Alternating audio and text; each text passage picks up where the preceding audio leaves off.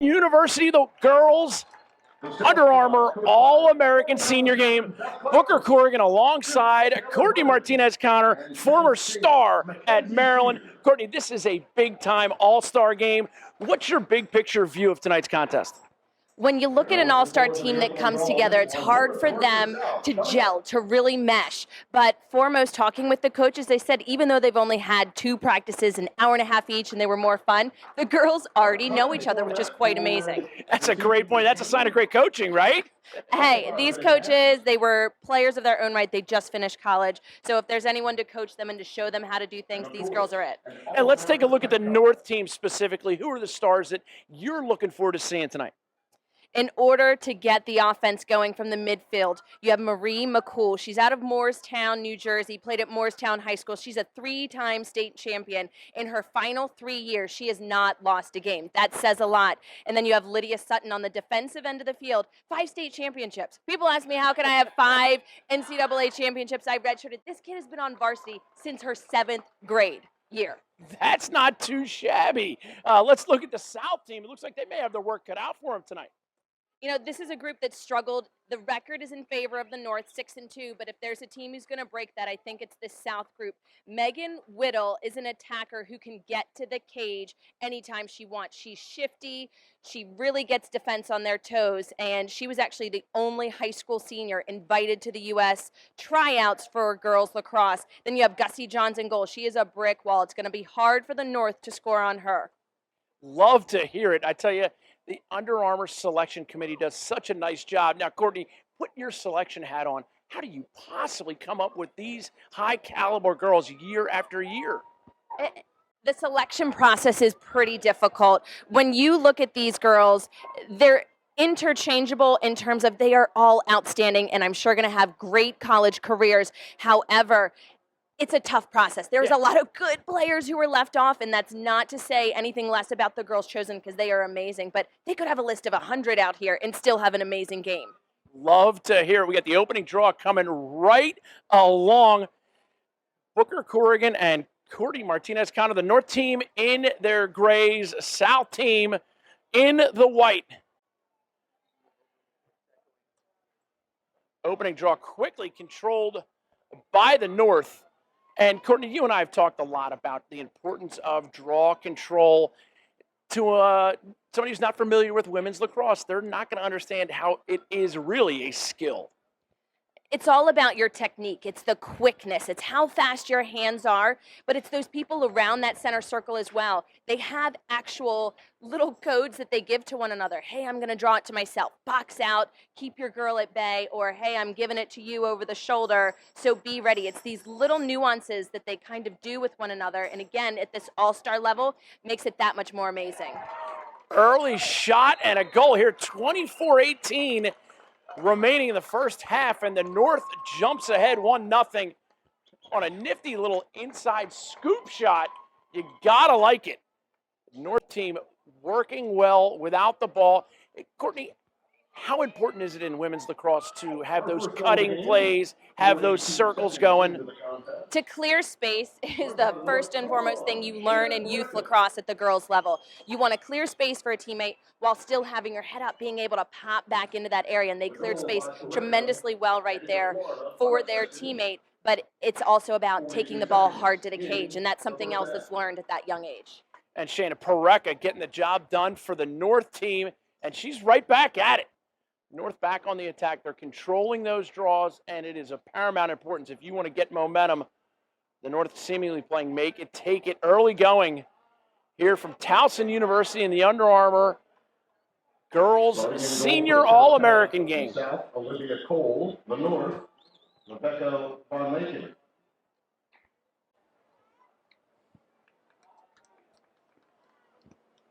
A big difference that we noticed early on is the defense needing to stay out of the crease. At the high school and the youth level, defensive players are still not allowed to enter the crease. Anybody who's watched the college game throughout the spring, that's a new rule this year that defenders can run through. So in less than 6 months, these girls are going to be running through the crease, learning something new defensively.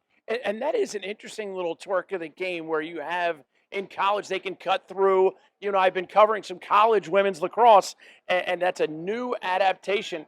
There's a free position. North inside shot, goal. And the North jumps ahead 2-0 with 23:19 remaining.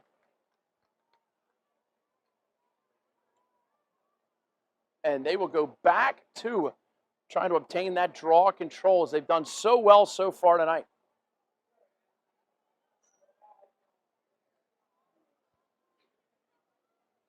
Tiana Walford is the suspected scorer. We're going to wait for the announcement. Free position goal scored by number 2.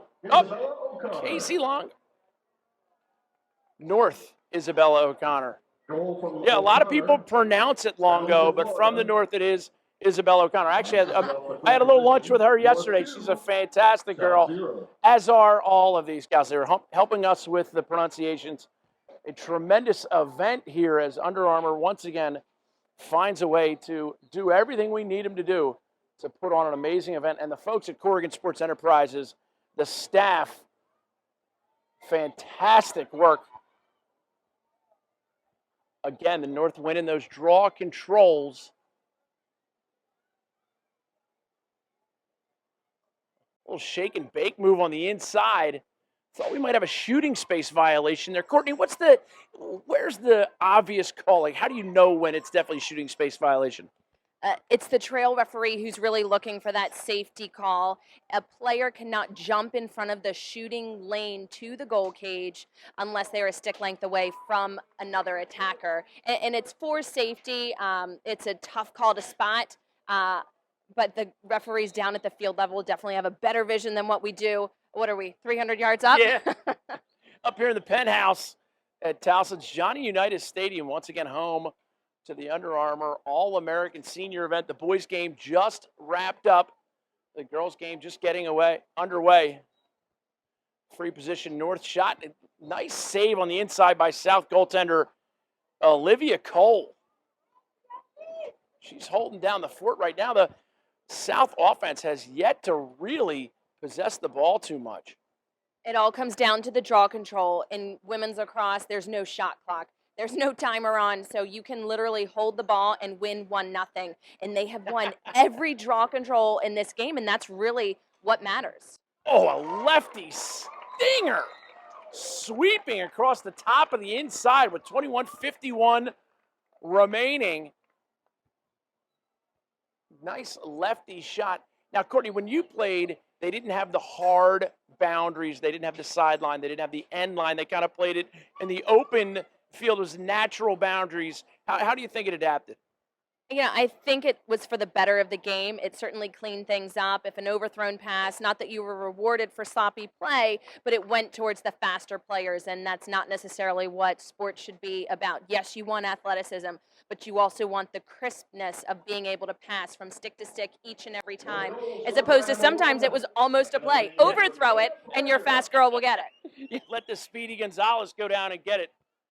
Girls North, Shayna Pirreca. Second goal of the day. 3:35 into the first. The North in their gray uniforms, South in their whites. Booker Corrigan and Courtney Martinez-Connor bringing you the action. You recognize that name. Courtney Martinez-Connor, star at Maryland, graduated just a couple years ago. It feels like a couple years ago. When you said no boundaries, that really made me feel old. That's fairly recent, 3 or 4 years. The boundaries began when I was coaching during my 8 years of coaching, which again sounds long. Yeah. But no, we're talking it's closer to 10 than 5. North again dominating the time of possession, running some nice sweeps, and again you see Shayna Pirreca sweeping across the top, inside feed goes awry. And we get a loose ball picked up on the near side. And that is the North's number 10, Allie Pavanelli. A hard foul in the back. A big difference again between high school and college is where that stick placement is at, as well as the intensity that it's forced upon the player. Lacrosse is still essentially a non-contact sport for the women's game, if you can believe it.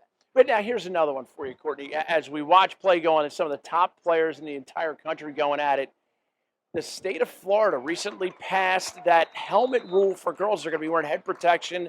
What are your thoughts on that? You know, I look when the goggles were enforced, and it tends to bring about a more aggressive play, and that's something that they found. And I think the same thing's going to occur with the helmets, which pains me because it's a sport that I love. I know it's for the safety, but when you start to put helmets on, players think, oh, well, I can really go for this check. It's actually dangerous. So, not ideal with where that's headed. Maria McCool with the goal for the North as they are having their way right now. But Courtney, you and I are singing off the same sheet of music because I think as the head protection is there, opponents are going to take a little bit more of a risk with the checks up in the head area. And you referenced it when the goggles came out, the same thing happened there. South with their first real offensive possession. Courtney, as a player, is it something that really kind of worries you when you go a long period without touching the ball? Does it make you rush the next time you get it?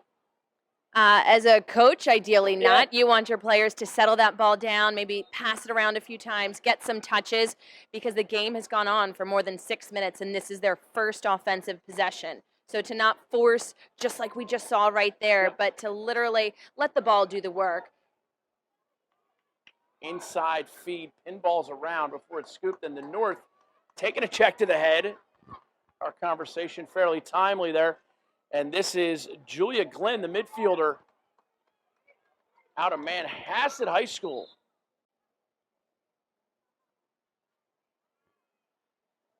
$18:40 remaining here. First half action, Under Armour. All-American Senior Girls game. 4-0, the North leads. And so far, your player of the game, Shayna Pirreca, out of Mount Sinai, New York, headed to Florida. Courtney, I can confidently say you never lost to Florida as a player. I can confidently say that as well. I think I lost 3 games in my 5 years. Right. So and never played Florida. Never played Florida. One of those losses did not come to Florida. Although a great school to add lacrosse, you know, tons of support from their athletic department, which shows in them being a national powerhouse in the short amount of time that they've been a Division I program. That speaks to the explosion of the sport of lacrosse, where a team like or a school like Florida can add lacrosse and quickly become a power if they focus on the recruiting and bringing in a great coach.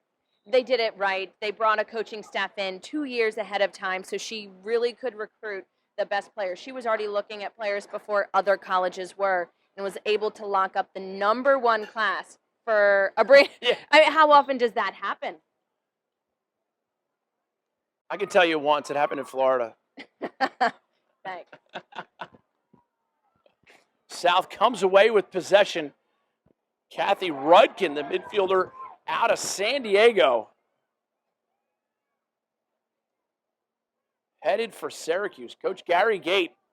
I know you had a little bit of a relationship with Gary. He was your coach at one point. Maybe you coached with. Tell us about you and Gary. You know, I think Gary was a big part of the success at Maryland. There's something about having a male on the sidelines. They see things differently, and Cindy, the tremendous recruiter that she is, not just for athletes, but for coaches as well, saw that. I mean, he literally did not even know the women's game, and she said, but I know that we can learn from you. So the stick work, a lot of things that he instilled at Maryland, and we would go work other camps at other universities, and they would basically let us lead so that they could learn from us as well. And another goal to make it 5-0. The North, they are having their way right now.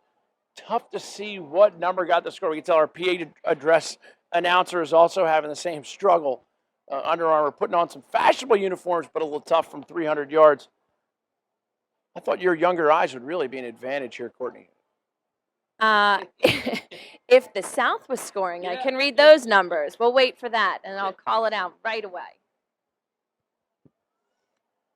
CSE TV bringing you the Under Armour Girls Senior All-American game from Towson University. Here we go with the draw control. North has been dominating the draws. Courtney, what's a strategic move you can make to help stem the tide of those draw controls? You watch their hands, their top and bottom hand. It's a quick movement and a placement of where are both arms going into the air so that they want to give it to themselves. Are they slightly pushing forward if they're doing it with their dominant hand at the top? Or are they pulling back to their strong side if they're doing it lefty? There's so many different strategies, and whether you go right or left-handed, which I don't think happens in the men's game where they go right-handed or left-handed at the face-off. Am I correct? You are correct. It's always right-handed. So that's a great observation. Did Casey teach you that? I have my own evaluations of the men's game. I believe that. I just wanted to get Casey a quick mention. And here's the South coming down on offense yet to dent the twine. And now I think, what, shooting space? Exactly right. That shooting space safety call. They don't want the player shooting it right at that sliding defender's head because she was more than that stick length away. Shot, goal. South on the board. A tidy little right-handed finish. And the South finally gets off the 0. There's no more bagels on the scoreboards. 15:26 remaining first half. And the North is going to make wholesale substitutions now. The first South goal of the game. Scored off the free position, number 15, Kelly Myers. Kelly Myers, the attack midi, headed to Stanford. Another school that has done a fantastic job. Headed to Stanford. And it's similar in men's and women's lacrosse that North 5, South 1. some of the top schools also happen to be some amazing academic institutions, which is fantastic for them. You know, I think that says a lot for the lacrosse player. They're not just good on the field, but they're good in the classroom. And that's something that you really need to focus on early on in your career is getting those good grades, taking the SATs, making sure you're studying, because these players, a lot of top players, want to go to your Ivy League or that next step, the Stanford, the Dukes, so that they get a great education and then ultimately get a good job, because that's what it's all about. Ball knocked to the turf. North goaltender Rebecca Van Larkin out of Canandaigua High School headed to Canisius College. Clearing pass knocked away, but possession will be awarded to the North team. 14:30 remaining here. First half action. And the North leading comfortably 5-1. But as we've seen in a lot of all-star games, momentum can switch at any time. I think once the legs of the South get under them and they get into a flow, the fact that they gelled early on in practices is a good sign. If they hadn't gelled early, I'd say we're in for a long game. But it's just finding your stride. It's exciting to play out here in front of a crowd, to play for a great brand like Under Armour, and to be invited to such a good event. And as you say that, little left-handed inside finish, whistles away from the ball. And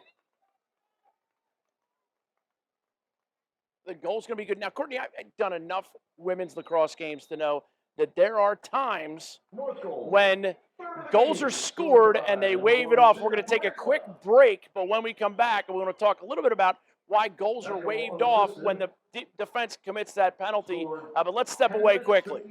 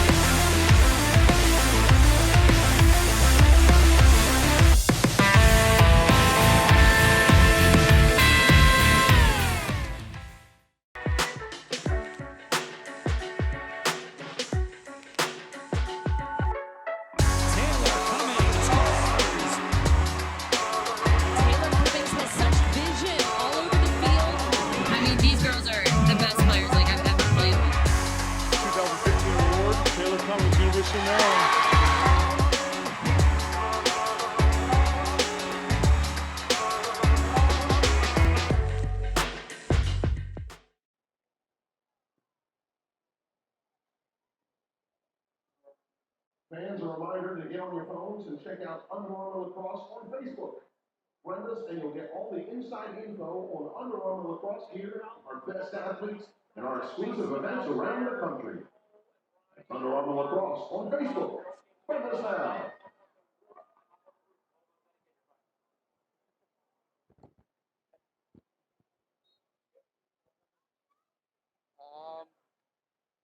I doubt it. Little delay there. Hesitation move in the South is going to be awarded possession. Now, Courtney, we talked about those goals being disallowed. What is the rationale for that? A goal can be disallowed for a multitude of reasons, whether the attacker ran through the crease, took a step, maybe her stick followed through ever so slightly, or another referee saw something and they want to make sure that the right call is made, so they will convene as an umpiring group, which is ultimately what you want to have happen, so that way the correct call is made. So whenever referees call and convene on the field, it's always a good sign.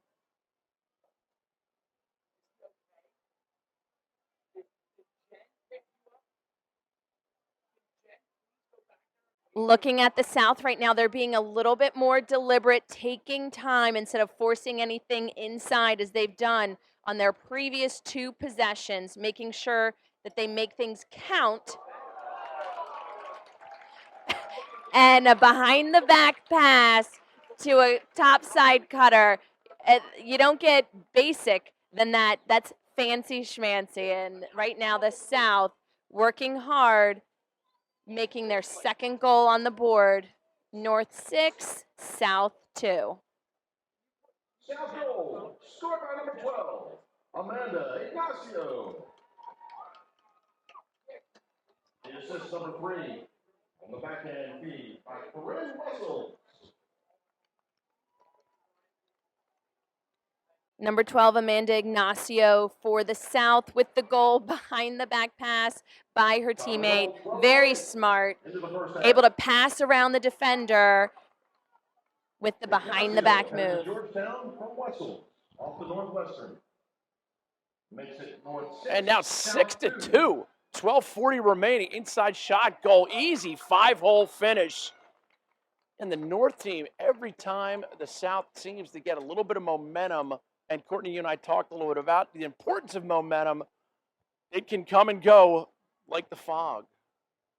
You know, lacrosse is a game of runs, and that's something that the players, the coaches, they all realize. Obviously, you want to try and minimize the runs by the other team, but once the tide shifts in your way, you have that smile on the face, your extra pep in your step, because the white right now is already looking a little bit defeated, but all they need is a 1-2 quick punch, and they're back in the game and soaring. Back at the draw. That goal, 12-23, first half. And the South takes that one. Screaming down the field, Kathy Rudkin. From our future teammate, Barney. Makes it North 7, South 2. And she's going to settle it up. Casey Longo now, the midfielder from Davidsonville, Maryland, headed to University of Maryland, future Terp. Courtney, I believe you have a little bit of experience with that Maryland women's lacrosse program, if I'm not mistaken. I was a terp, or twerp, as you might call us. Guilty. Strip delicious on the back side. And the goaltender for the North, Rebecca Van Laken. You want to put that R in there. It's like Washington. You have to give credit to the defense for the North. As much as we're talking about the North putting points on the board, their defense has stifled the offense for the South, or for the South, just about every possession that the ball has been down there. So they're doing a great job on both ends of the field. On the North side, very well-rounded. Good job by their coaching staff. And you talked in the open about the coaching staffs getting these teams to kind of come together. You know, is there magic dust that you can use? How do you get them to really gel? Well, Syracuse, obviously, in that championship game this year, Alyssa Murray, Natalie Glenell, Amy Cross, all 3 of them just have fun, happy-go-lucky personalities. And I think putting the girls at ease, saying, have fun, because that's exactly what they saw from their coach at Syracuse. Just play, and let's share the ball. And that's what we're seeing. Ball down on the turf. Whistle blows. 10:45 remaining here. First half.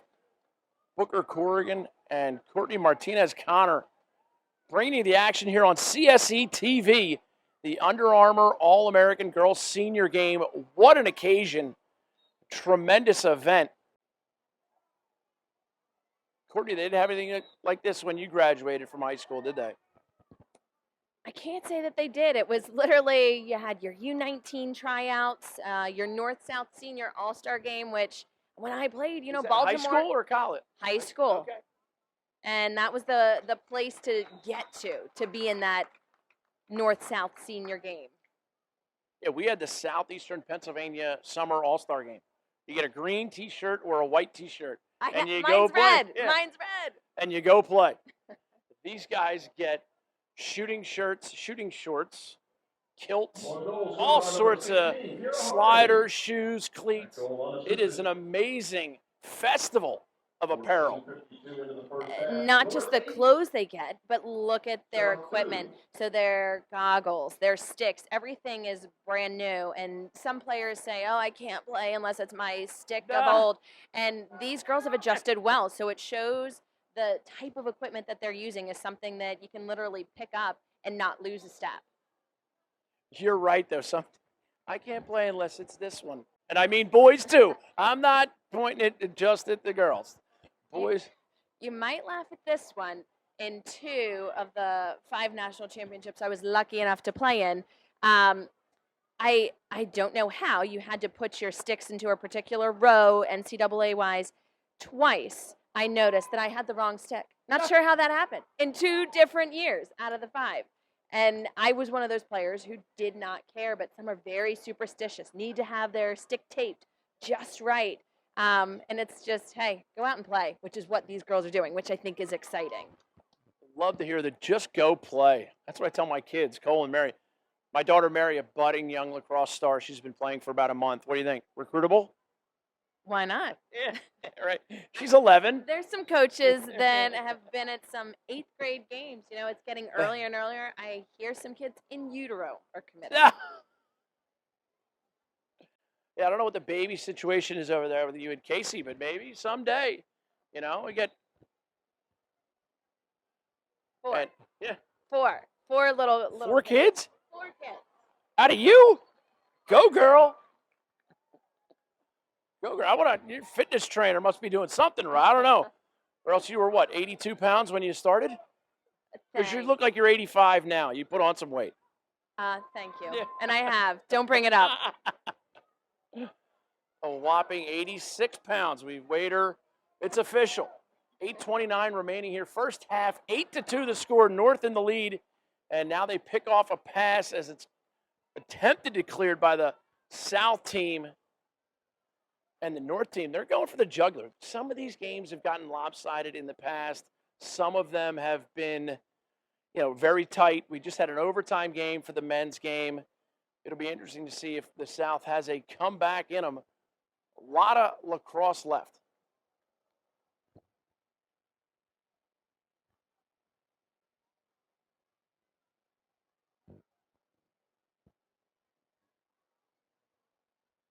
Penetration here on the inside shot, and it deflects in. No whistles. I saw it deflect in. I can't see a number, but I can see the ball bouncing around inside the cage. And that will be 9-2 now, 7:43 remaining. But when it rains, it pours. That's just a lucky break for the North. The fact that they're sharing the ball so well, I think, is what's unique for the difference between the North and the South right now. The North is really letting it move. They may have an okay shot, and they're not taking it, which I find very unique in this situation. It's an all-star game, yet they're still playing like a team of kids who just came together. Having fun playing a game you love. And you happen to get a lot of free stuff doing it. And second, Sign me up. Yeah. For number 12, Kenzie Kent. Kenzie Kent with the goal for the North. She's out of Norwell. Number 2, And she is headed to Boston College. There's another program on the rise. One of the exciting aspects of Division I men's and women's lacrosse is these programs that are kind of rolling the dice and saying, let's start a big-time program and see how we do. the ACC Boston College, when they first joined, it was an easy game, and this year showed that BC is stepping up, and they played every team within the ACC to a tight game, and that says a lot because basically everyone was in the top 10. And as you say that, you see some top 10 level passing. Goodness, the North team really clicking. They are gelling, coming together, doing things the right way with 7:20 remaining here. I don't know what the policy is on running time, but we may find out. It's a 10-goal lead. Let's hope In the second half, I think, or is it any time? Anytime, 10-goal lead, running time at all ages. The assist 17, Emily Stein.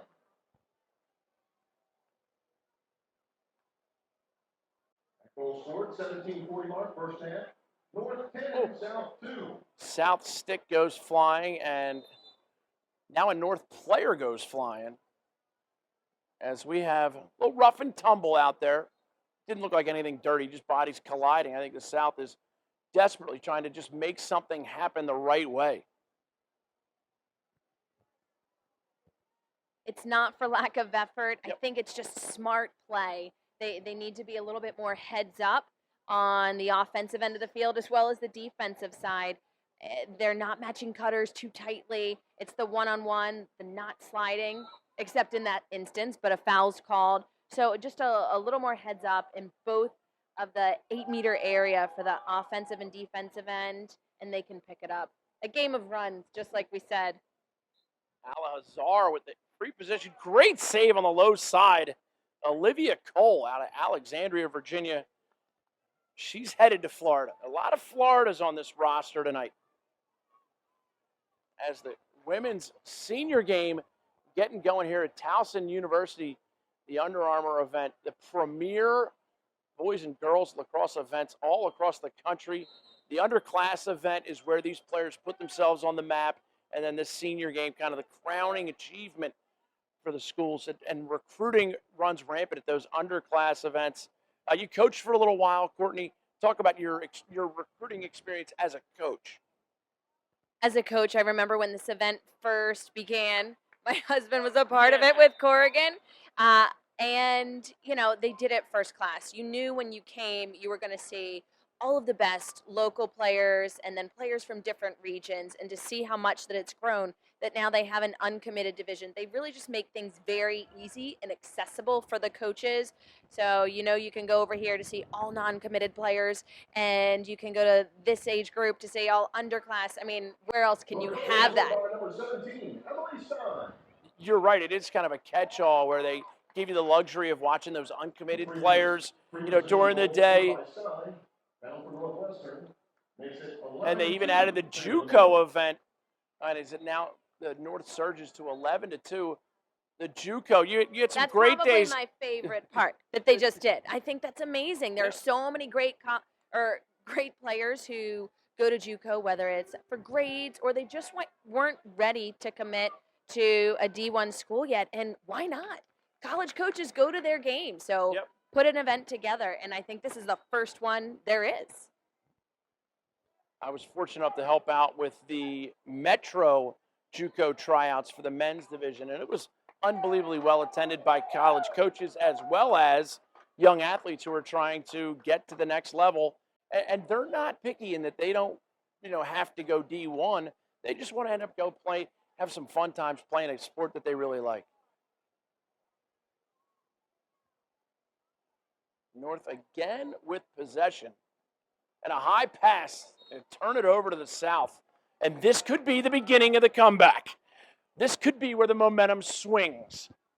Although, Courtney, I'm not a Mr. Softy, but I will tell you we're about to have a gorgeous sunset. I tell you, 11-2. Yeah. People think, oh, the game's over and done with. Lacrosse, you can literally score a goal in 4-5 seconds. Yeah. So 4 minutes, 24 seconds. I'll never forget a championship game. We were winning 10-1 and, kind of let up, and it was first half. Did you lose? No, we didn't lose. Come on. Come on. But the other team started to come back. And So you did lose? No. And, it shows you that you can't let up an ounce with these type of players at such a high level because you open up an inch, they'll walk a mile. Great inside dodge that time. South's number 9, Lauren Hudson, trying to make something happen in the South. Molly Cobb, Marie-Claire Byrne, Kelly Myers, Cece Finney, and Jackie Perry doing a nice job tonight. 3:42 remaining, and now they've closed the gap. Big goal for the South. Some of the North stars so far: Olivia Harpel, Shelby Fredericks, Casey Bear, Julia Glynn, Kira Harney, Emily Stein, Bridget Curran, Lydia Sutton, Daniela Kelly, Caitlin Montalbano. Sounds right. Montalbano. It is. Number 26, Shelby Scanlon. Shelby Scanlon knocking one home, 11-3. This is going to be Caitlin's home for the next 4 years. Was just talking with the Towson coaching staff. They're so excited to have her on board here. And the assistant just told me that she was the leading scorer on Long Island, all of Long Island. And they have her here at Towson. I think that says a lot for another growing program who's been in the top 20 and just trying to break into that next level. I was fortunate enough to just spend some time up in Long Island at Stony Brook University. Made it out to the bench post tryout, and that's where I attended the JUCO men's tryout. A lot of activity up at the bench just outside Stony Brook. I don't mind telling you. Courtney, you would have fit in nicely. Ball down on the turf, awarded back over to the South as the clock winks below the 3-minute mark. I think we're feeling a little bit of the mercy roll because normally the clock stops on every foul, and it's not quite 10 goals, right? Am I doing my math correct? 11 minus 3? Yeah, 11 minus 3 is not 10. I can't tell you what it is, but it's not 10. The deliberate play that they're having is a little bit of the opposite what we're seeing for the North. A lot of ball movement, one-on-ones for the South, but it'll... Now, is that a proponent of the score? I mean, are they panicking a little bit? Are they trying to make too much happen individually? Could be, looking at the coaches from each of the two different schools. You have Beth Claros from Maryland. Maryland, a great 1v1 school. Right. So, and you look at Cuse, they move the ball a little bit more. Is it from the coaches? Is it the players panicking? It's a toss-up, 50-50. Throw a coin and I'll answer. Yeah. 11-4, favor the North. And the North comes away with the draw control. Courtney, we've talked about the importance of those draw controls, and it is a skill. It is not just happenstance. You're not just flicking it in the air. You have calls, you have secret plays that you're trying to run. I can't stress enough how impressed I've been with how people have been able to explain to me and educate me on how the draw control affects the game. It's unique. Maryland winning the national championship this year, and just a sophomore, Taylor Cummings, winning the Tewaaraton Award. She, at this event in 2012, blew the record away for draw controls. I believe it was 11. And that was one of the years that the South blew the North away. And it ultimately comes down when you are winning the draw, when you have possession in your stick. Obviously, you're more confident, but things just seem to go your way a little bit more. You have the ball so you can share it. Ultimately, if you don't win the draw control, which we're seeing right now, it makes it very hard to score. South comes away with the ground ball, immediately checked away. Oh, big hit on the inside. Both players kind of feeling the thump.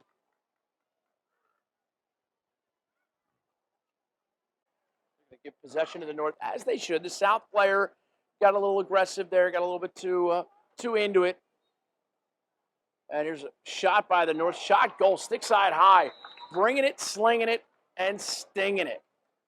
12-4 now the score with 1:13 remaining here, first half. And Courtney, you're right, that mercy rule may creep up on us in the second half. Potentially. I mean, I'm hoping for a good game. These girls all play one another, and not just the high school level from their different regions, but amongst the club. There's little pockets of players from all these different clubs all around. And I've seen them play at the club level, these South girls. So we have some really good players that just need to have that little kickstart gear to get their motors going. It's a little bit like the Germans against Brazil in the World Cup semifinals. Well, can we talk about that? I don't even know what that was. Long looping pass. Oh, what a save on the inside. Not up in here. Not you, fat Jesus. Slide it on back. See, Courtney, we can still have some fun. What a great, great save by South goaltender Olivia Cole. Money. Straight cash, homies.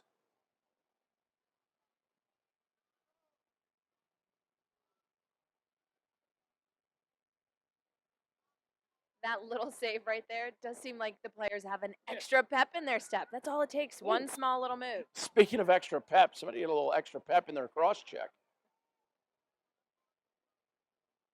We see the 8 meters not fully clear, just the lane because it was outside.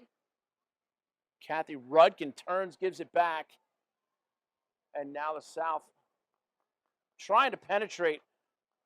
Megan Whittle comes around. Thank you very much. 15 seconds left in the half.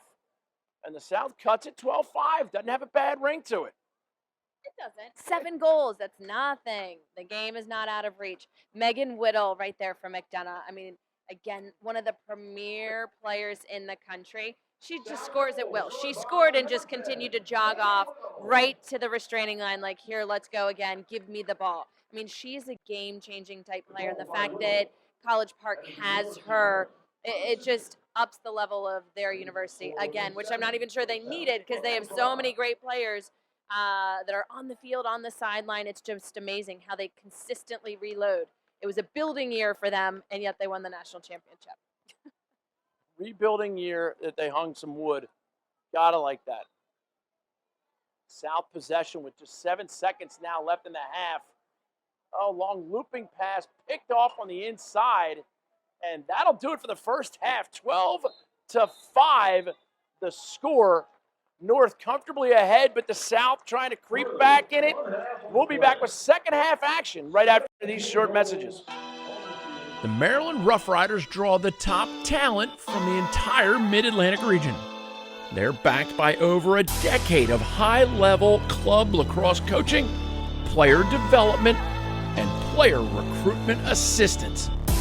Our Rough Rider alumni have excelled at every level in college lacrosse. Playing for the Maryland Rough Riders, when we got together, we always wanted to beat the top teams. We always had a chip on our shoulder. Every kid on that team could honestly say over the last 5-6 years since they've stopped playing Rough Riders that mindset of having a chip on your shoulder has helped them not only on the field but in life. So in terms of me being an under-recruited kid who got an opportunity to play Division I lacrosse, I tried to make the most of it, and I've been fortunate enough to get where I am because of that.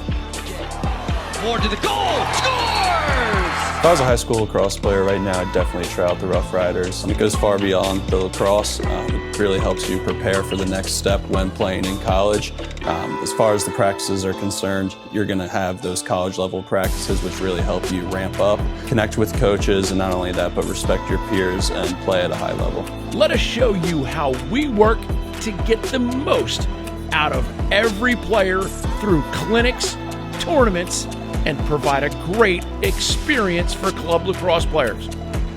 We are the right organization for your son to become the best possible version of himself. The Rough Rider Lacrosse Club. There's a reason it's called the Rough Rider Nation. Halftime here at the girls Under Armour Senior All-American game. Booker Corrigan and Courtney Martinez-Connor bringing you some first half stats. Courtney, what's the first thing aside from the 12-5 score that jumps out at you? When you look at the shots, it's a direct translation from the draw controls. You win the draw, you're going to be able to take more shots on goal. So only 7 shots by the South. That's not even the amount of goals that the North has, and it's a matter of winning the draw, having the ball in your stick. 20 shots for the North. I'll tell you, the South, their shooting percentage is through the roof. What other shot? You see some fouls are jumping out at you? You know, when the ball is not in your stick and the game's kind of not going your way as of yet, you get a little frustrated. And looking at the difference in fouls, 17 for the South. And that's just frustration on the field, and I'm sure the coaches talk to them at halftime like, let's get the ball and make this game happen for us instead of making fouls and giving the ball to the other team, giving them opportunities that they wouldn't necessarily have if you weren't fouling them. And Courtney, I'd like to point out to our listening audience that I'm not a complete moron, which is great, don't you think? I think that's always good. Yeah, I'm not a complete moron. Before the game, you and I were doing some prep work, and I said, to the layman people who don't watch a lot of women's lacrosse, the free position you would think you'd score on every one. And I said, normally the number's about half. Have you looked at the free position statistic for the first half? You are a mathematician over there. A soothsayer, if you will. Ladies and gentlemen, I'm not a complete moron. 2 for 4 and 1 for 2. I always compare that to a free throw in basketball.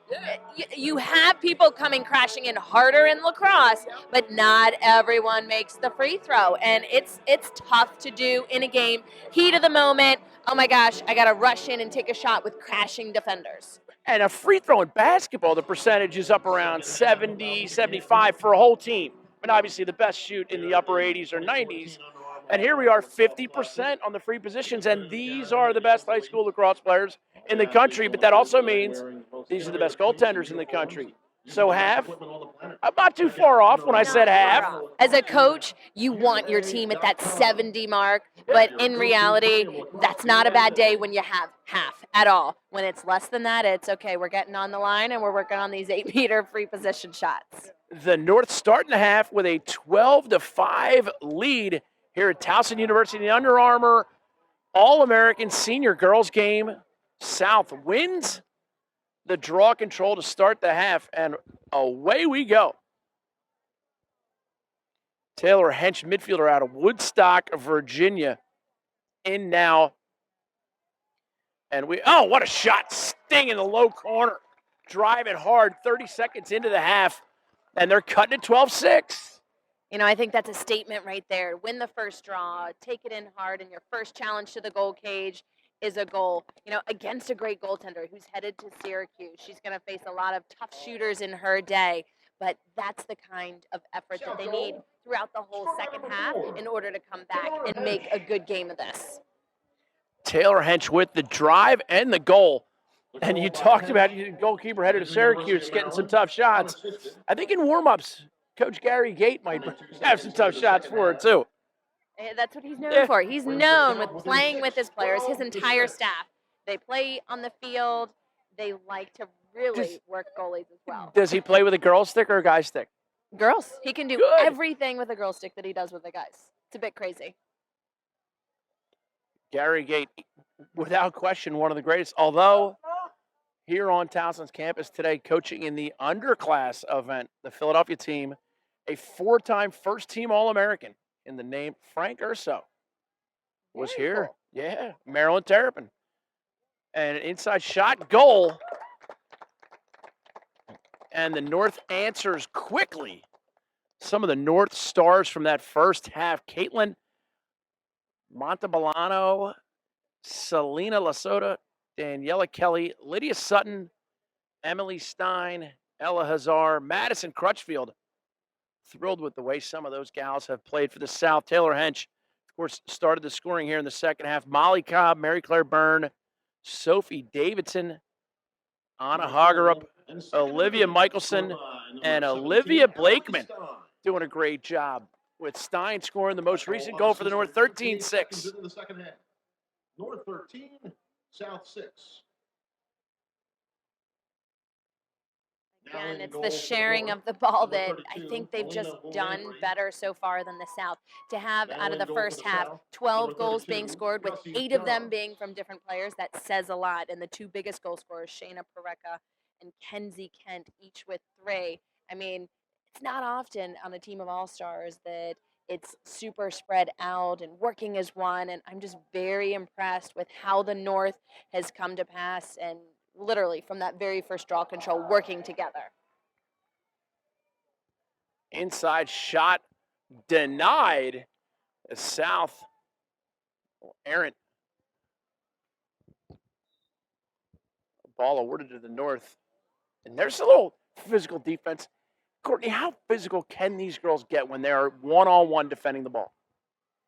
Again, it's a non-contact sport, but the refs allow a matter of safe play. You need to be entitled to your space, so there will be contact as the attacker's dodging in.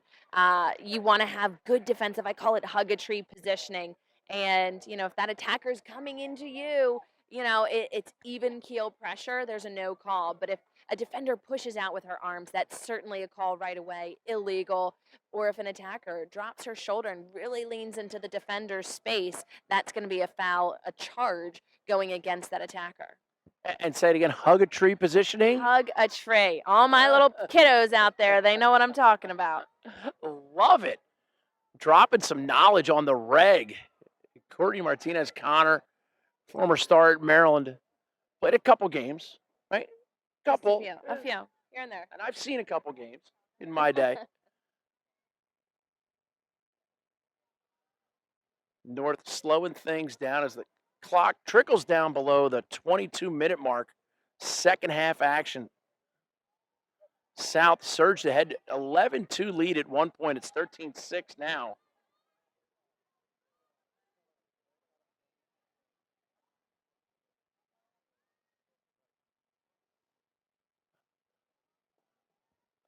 Possession salvaged by the North.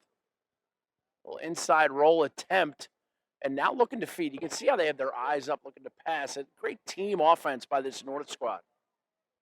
When you look at their movement as one, their sticks, they're also very different, yet it works well for each and every one of them. Some cradle upright right next to the head, not too close because that's a foul in girls lacrosse, but then some have that very relaxed guy cradle. And that's what I find so unique to the sport of lacrosse, that there's not any one way to do it. In soccer, you need to kick the ball correctly. It has to be done a certain way. But you can put your own flair in the sport, which I think is what makes it fun and exciting. Amanda Ignacio behind the cage. South possession. A little strip check, trail check, effective in women's lacrosse. Oh, and there's some physical defense.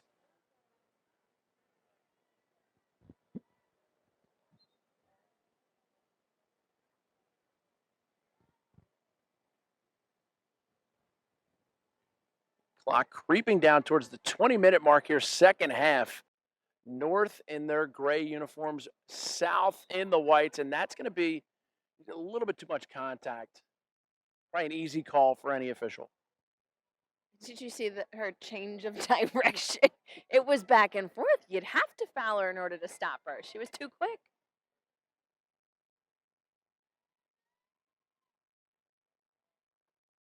They're simply moving her to the center hash because that's where the foul occurred. So you move directly out to the 8-meter from that position. Shot and a goal for the North as goaltender Gussie Johns out of St. Stephen's, St. Agnes School, the goaltender now for the South. She's headed to Southern California. I tell you, Courtney, that women's college lacrosse has a little bit more flair in their universities that are now excelling at the game.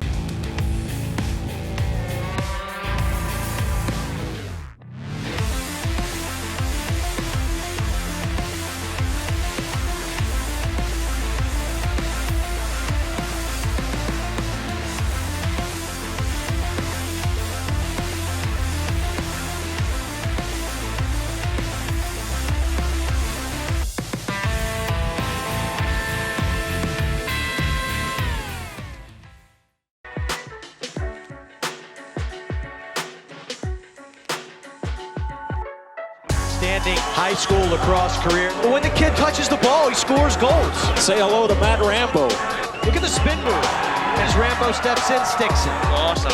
That was a good time. Matt Rambo is just taking over. Yeah, I think a historic year for the University of Maryland. Matt Rambo.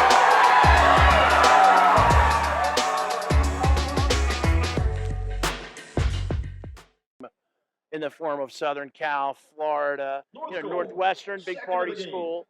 I'm from I was born in Evanston, Illinois, so I certainly can say that. Lived there till I was 3. Then I was asked kindly to leave. You know, she's a player, Gussie Johns, for the South in goal.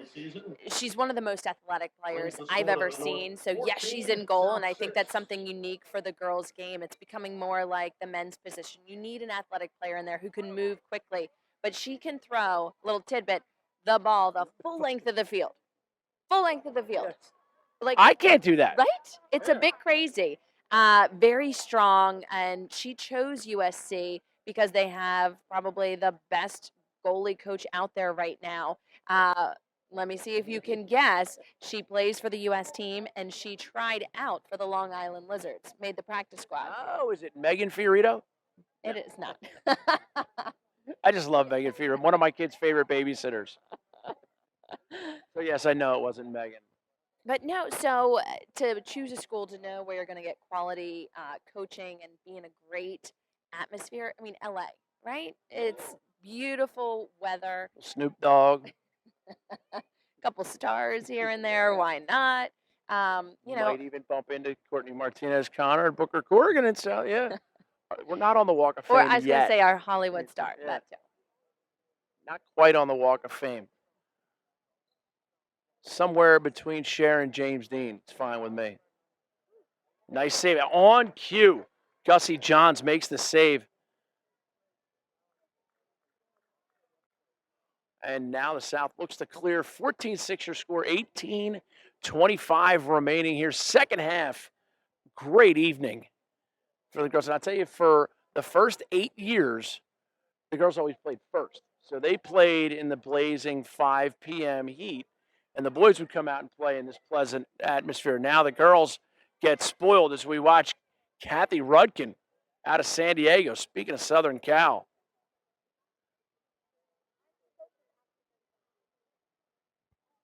You know, you look at the growth of the sport throughout the years and the fact that men's programs are adding it, bigger universities, you know, not quite at the rate of the girls' programs, you know, which is a little bit sad, but the fact that different universities have been adding, you have BC or BU at the men's side, and Richmond. you know, it's great. Obviously, the women's programs have already been there, but my hope is at a school like USC, who can fund, or Florida, who can fund, will eventually add the men's programs as well, because there's nothing like, you know, having that camaraderie with a sport that's of your own at a university. Now, you played at Maryland. They have men's and women's. Is that correct?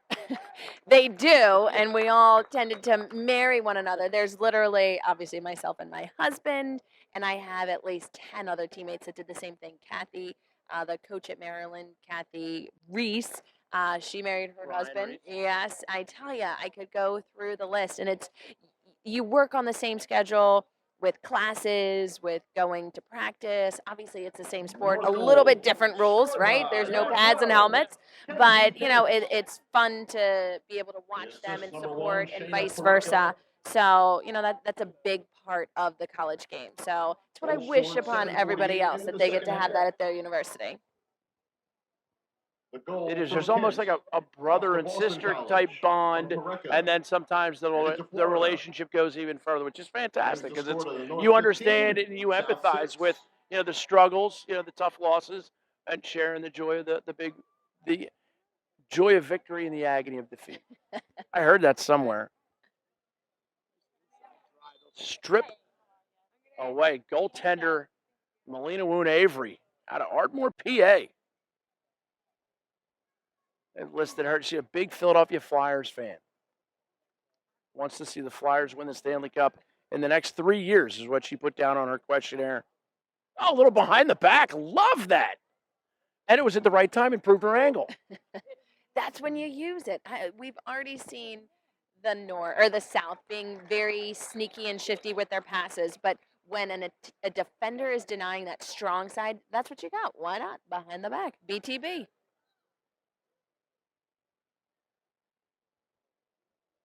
South still sticking around. It's an itchy little 8-goal lead. 16:28 remaining.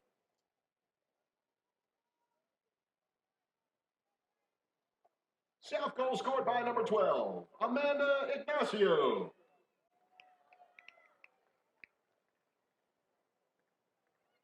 The goal from Ignacio, headed to Georgetown, unassisted.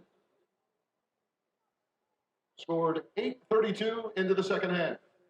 Brings the score to North 15, South 7. Amanda Ignacio, a local player who literally would carry her team on her back at times, and she did have a tremendous senior campaign. Headed off to Georgetown, and I talked with Coach Ricky Freed multitude of times about his recruits, and that's a coach who's, again, wanting to bring a program back to that championship weekend. Georgetown, when he first arrived, had been there previously, and he wants to bring that back, and that's something that's unique. On the men's side, they have your Notre Dame, your other schools breaking into that mold, which I think is great, and it's always nice to have your perennial powerhouses, but have others break in. I think it's fun. I like that the ACC was Notre Dame and Syracuse. Is that weird of me? Love Being a it. Maryland No, person? yeah.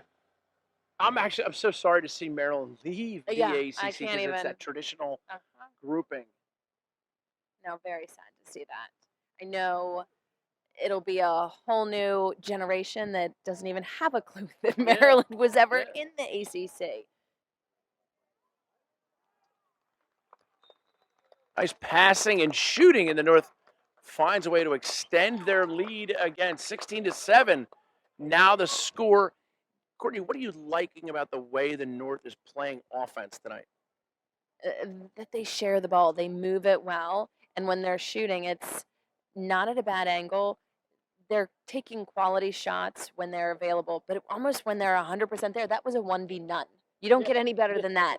You know, they're not taking those outside low angle. Hey, wait a second, because I coached a lot of great goalies in my day. It was a one-on-one with the goalie. Okay, all right. Okay, yeah, because and I always try to jump in there and say it wasn't a one-on-0 because it was the goalie. The goalie was there, but yes, it was a one-on-one with the goalie. Right, So tough, it's still you're asking a lot of the goalie.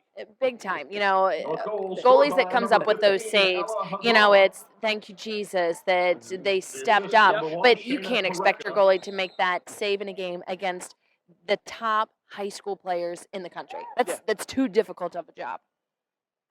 That's what we call getting lucky. Yeah, if you make that save, you get hit in the foot. North 16, South 7. Clock trickles below the 15-minute mark here. Second half, 16-7, your score. And right away, the North imposing their will. Ground ball picked up by Olivia Michelson out of Alexandria. And the North just takes it right back. They're finding a way to dominate the little plays as well as the big plays.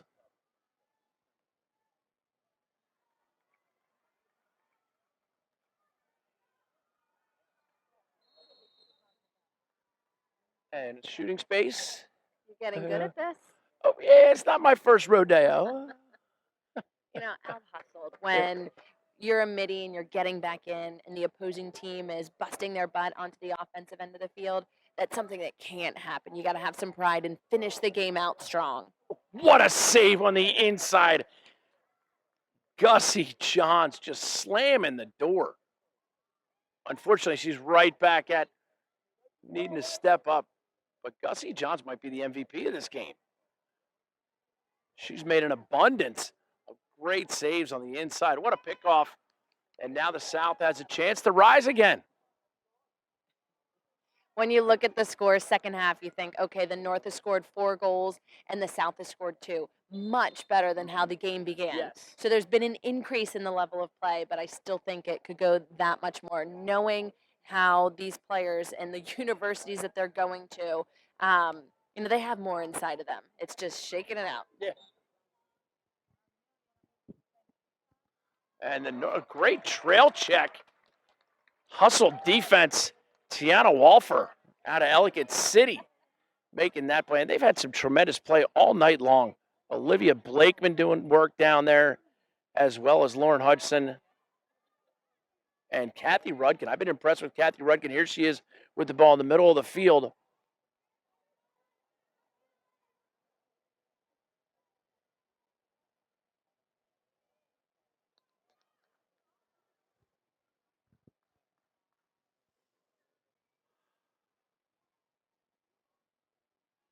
think they need a little breather right now. Yeah, we got some subs coming in and out of the game as we watch them. Checking in right now, number 13, Molly Cobb out of Towson. She's headed to Notre Dame. Oh, a little high check. And that's back in one of those plays. Like, if she had turned and scored there, the goal would have not counted. She would have had to go back and make the play. That's one of the things I'd love for them to fix in women's lacrosse. There are definitely some unique Yeah, rules yes. that make it a little scratch your head. I like to say a lot of the rules are offensively focused. You know, there's a foul that happens inside the 8 meter. If it's against the defense, the attacker gets an 8 meter. For goodness sakes, that's almost a goal, 50% chance. But if the same foul happens for the attacker against the defender, the defender just gets the ball, has to run 70, 80 yards. Come on, make it a little more even. The punishment should fit the crime. Yes. Can we rewrite the rule book? Maybe after Maybe tonight. Yeah, maybe tonight. Get the salt and pepper shakers out, the whole thing. I'm sure Casey and I, at some point in our lives, spent some time at Ocean Pride with some salt and pepper, maybe a sugar packet in the cage. It's in our stomping ground right now. Stomping ground. Wow, there's some speed. We might say she's got some wheels. Oh! Rings it off the crossbar. Gets her recommended daily allowance of iron. There's Gussie Johns affecting the play even without doing, she kind of gets in that passing lane and deters the pass to the crease. A very confident goalkeeper. Playing at St. Stephen's St. Agnes against a legendary coach, Kathy Jenkins. It's a program very much who has players play with wooden sticks. So different, wanting them to get a feel for the ball. If you look at the women's game, it's changed so much, and the sticks have evolved, creating, the ability to make different kinds of passes that you couldn't necessarily make previously. And, a lot of coaches who say, use a wooden first, it's for that pure game to really make you have to give with the ball like you're catching with a tennis racket. You're exactly right. As we see Emily Stein out of Darien, Connecticut, formerly played for the Blue Wave. Gotta love what men's coach Jeff Braemeyer's done up there. She's headed to Northwestern. Kelly Amonte's former Terp, right? Yes, yeah. When you look at the teams who are in the championship weekend for women's lacrosse, have a connection with Maryland, that says a lot. Virginia, the only school. Coach Julie Myers done a great job there. She was a player at Virginia. She overtook.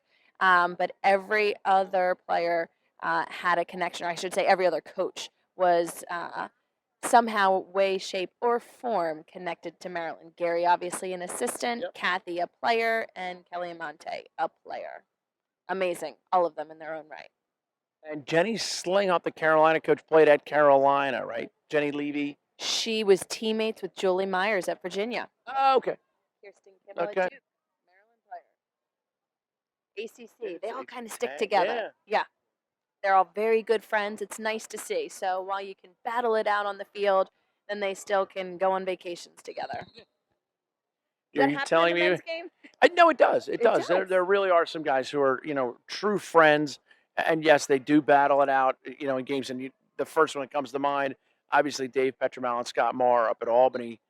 They certainly do a lot together just because they're both, Hopkins grads. They played together, and they've evolved into great friends. Back to the task at hand, 16-9 now. The South creeping back in. Just under 10 minutes remaining. Booker Corrigan, Courtney Martinez-Connor bringing the action here on CSE TV. The Under Armour Senior All-American game. And Megan Whittle picks up yet another for the South team. She's no stranger to scoring goals. No, and nor will she continue to be at College Park next year. I have a feeling we're going to see a lot of her on the field, even though they have a majority of their players returning. She'll sneak her way in. Sneak it in. She does. You can't teach speed.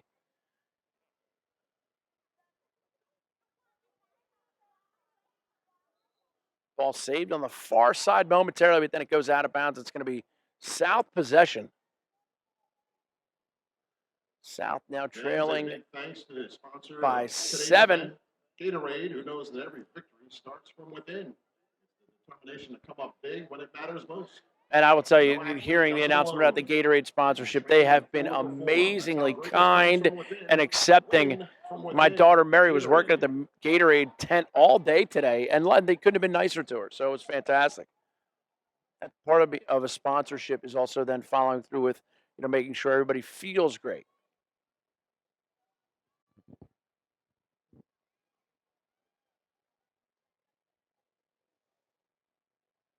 And you hear the communication defensively for the North. They work well together for being an all-star team. I can't believe it. They're talking, they're moving through picks. That's tough to do. 3 hours. 3 hours these kids have been together. That's it. Great ground ball. Defensively, Corinne Wessels looks like she picked it up. Casey Longo now, and Kathy Rudkin has it taken away, and now Shayna Pirreca looking to push it down the field. Isabella O'Connor has also done a great job today, as well as Julia Glenn, the midfielder for the North.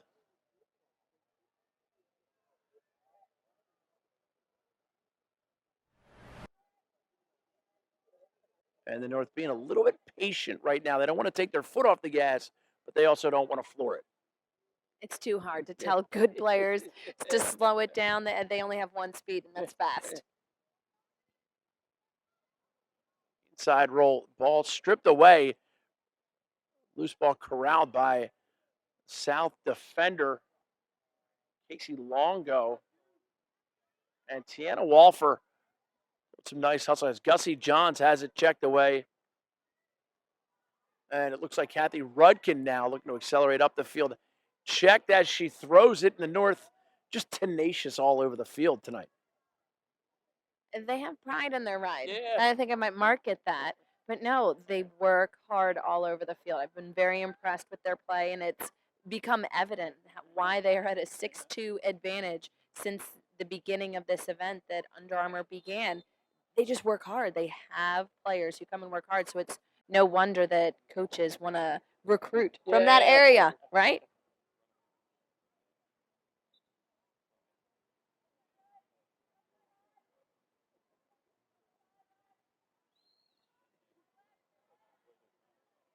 Here is the North, Nina Marola. Marola settling things down. Julia Glenn and Ella Hazar behind the cage, sharing it. Shayna Pirreca. Pirreca all the way out on this near side seems to want to pull it out a little bit and settle things. And there you see Gussie Johns getting out, stepping in and trying to affect that passing lane at all times. Inside feed picked up by the South, and now we're going to get a brief whistle. Thought we had an advantage. Looking to break up. Taylor Hedge looking to break up the field. Trying to get a pass, but they're just going to leg it the easy way as the clock below. 5.5 minutes remaining here. South in white, North in gray.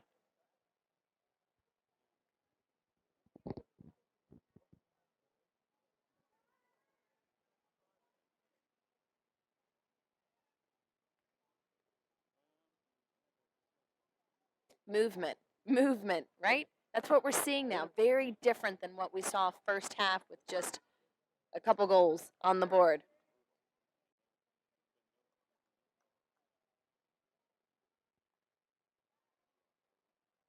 Ball now behind the cage, inside feed, shot, goal, and the South continues to creep back into it.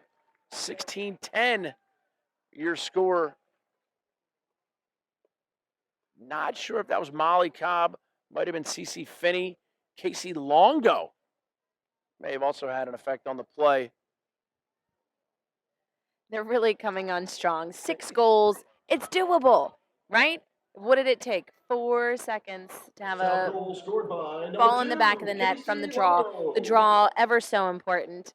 And, South coming back after they've changed things up. You look at players, she's taking it lefty right now, and that's not necessarily that she's a left-handed player.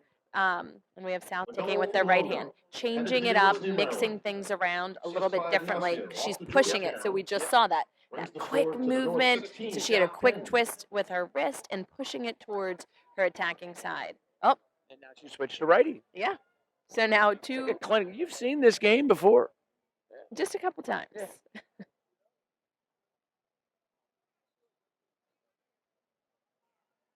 that time, the North was able to help push the ball their direction. But now it turns into a 50-50 ground ball, and the North has gotten the better of those tonight. Whistle on the field as the clock now 4:20 remaining in the second half.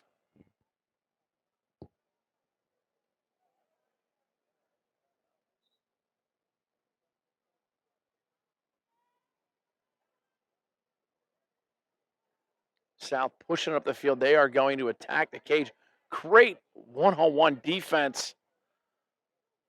And the North, no quit in the North. They're up 6. Still making things happen.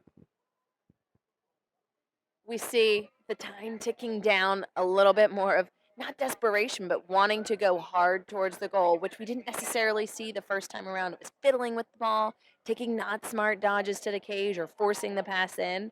And now just a little bit more effort, a little bit more tenacity from the South.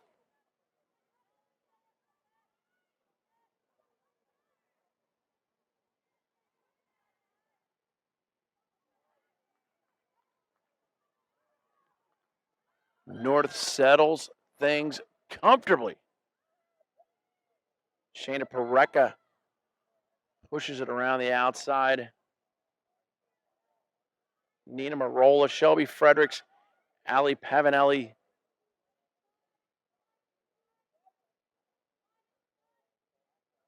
A backdoor cut that time by Olivia Harpel. And now the North looks to duck a shoulder and attack the cage, only to pull it out and settle things. That was some speed by Marie McCool, right? Dodging and weaving by 3 players and then pulling it out.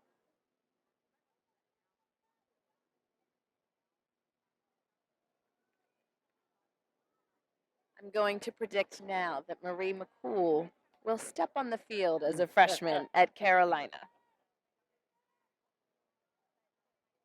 She's got the wheels. Speaking of wheels, we got them coming the other way for the South team as they're still looking to make something happen. Nice save that time by Melina Woon-Avery out of Ardmore, Pennsylvania. Played at Harriton. Ball inside. Pinballs around, but now scooped and controlled by the South. And the South low shot goal, little worm burner at the 2:01 mark, 16-11. What'd you like about the way that ball was shot? Do you have a problem with the underhandness? I don't. I was taught with do what it takes to put the ball into the back of the net or to finish the play. So whether it's a sidearm, underhand riser, junk goal, doesn't matter. It still counts the same. So as long as you're going to do it well and make it count. And again, we're singing off the same sheet of music there too. I tell my Rough Riders all the time, shoot it however you like. But if you miss a lot, you're going to be standing next to me commenting how the other guys are shooting. Goal scored, 22:59 into the second half. Brings the deficit down to 5, 16 to 11. I mean, yes, you like fundamentals, but you also shoot the way you like to score. Great possession, great cradle. And we got a dance move. A little dance party going on the field. No crime in that. The boys had their little funky celebration. Probably do it in Massachusetts. Isabella O'Connor right there. What was that called? Is that a move? A real move?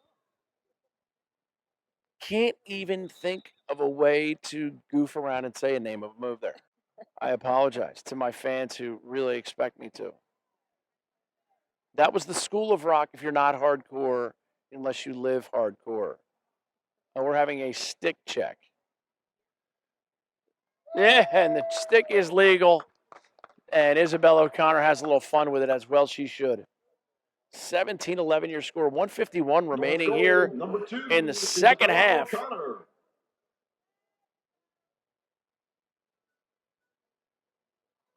The assist given to number 18, Bridget Curran.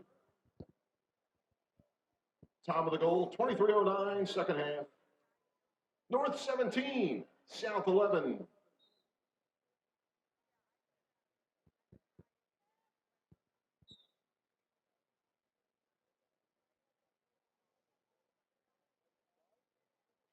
Whistle stops play, but the clock continues to trickle. And time may run out on the South here, 17-11. Good time to go behind the back, though, right? We've seen them try it multiple times and succeed, for whether a pass is assisting for the goal or making a goal attempt. And that's what you got to love. These girls are, I think, still having fun despite being down by 6 goals. Most coaches, I think, might stifle that. And that's what I like about having college coaches or former college players just finished at this event. They let them free to do what they want. They're not trying to stall ball to win the game. It's about having fun.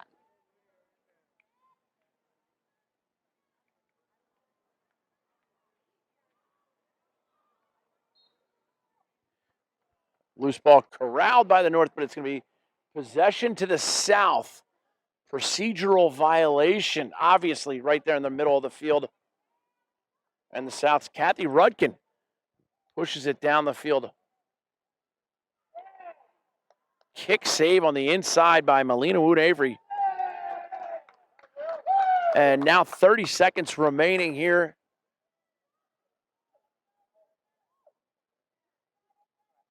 North pushing it the whole way. Great diagonal feed. Shot, goal. Isabella O'Connor. No dance that time, though, Courtney.